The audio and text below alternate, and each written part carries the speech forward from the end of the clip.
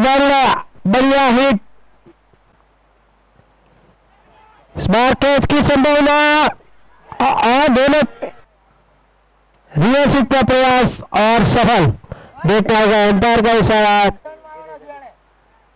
Offside पर खेल दिया। अल्पेश को थोड़ी सी मिसफील्डिंग और देखना होगा गेम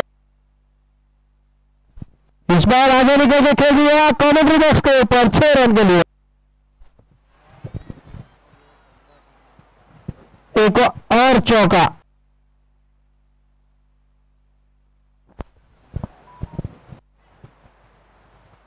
फिर से रियसिक का प्रयास और सफल,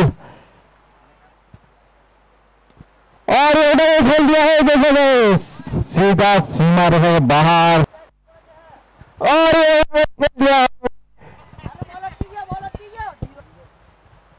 और ये खेल दिया है सामने की ओर सीधा खेल दिया है सीमा रेखा के बाहर 6 रन के